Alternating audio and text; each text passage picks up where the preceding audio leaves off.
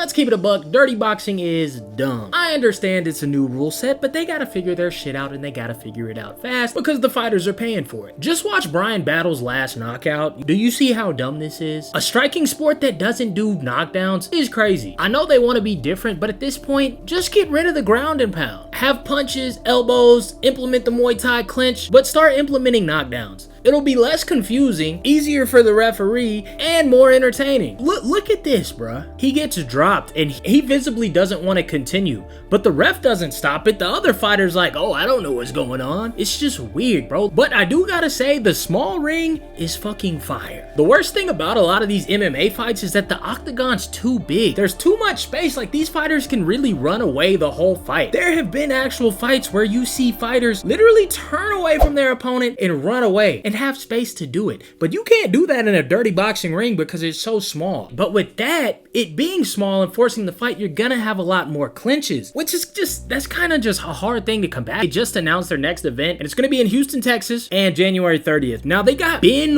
Woolis. If y'all don't know who Ben is, he's a monster.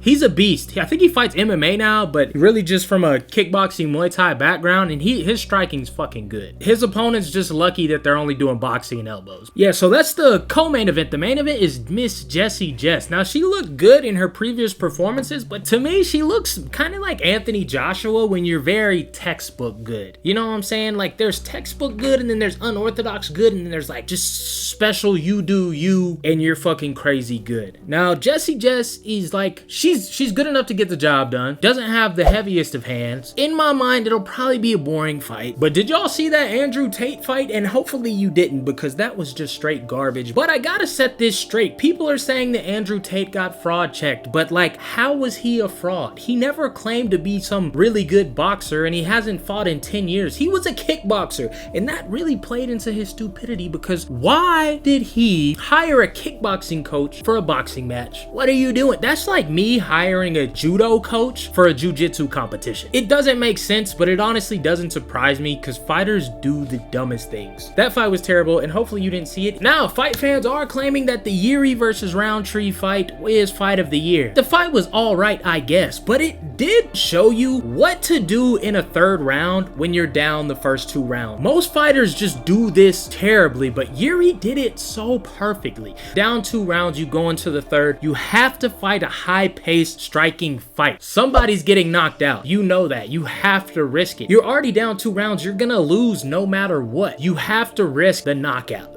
You'll see a lot of fighters who go into the third round down 2 and they'll just like kind of coast and play it safe. I get you're fighting, but you're a professional. You're at the UFC, so this is like you living your dream, the highest level. Like, you have to risk it. Like, no playing it safe. Go in the third round, push the pace, test his cardio, throw fucking bombs. You gotta throw bombs, brother. Yuri did that perfectly. So I wouldn't be mad to see that as fight of the year, but it was just, I think a lot of fans are hyped about it because it's mainly a striking fight. Anytime it's like a predominantly striking fight, fans love it. Yoel Romero just competed in RAF being Real American Freestyle, and he won. And shout out to that promotion because it's long overdue. You know, you got all these really good collegiate wrestlers who graduate and they basically just wait around for the Olympics. So it's good we get to see them compete, but not only that, they're actually making some money, making more income, so that's fire as well. And I only hope it grows. Now, is Yoel Romero on steroids? Who knows, brother? I, for one, do not care. I hope that he is. Let's keep it a band. He's 48. Stay swole Romero as long as you can, brother. Luke Rockhold recently was on a podcast and said that Yoel Romero is a freak and he's on steroids. So, I mean, I don't know. But that brings us over to One Championship. If you're not watching One Championship and you like striking and you only follow the UFC, you are doing yourself a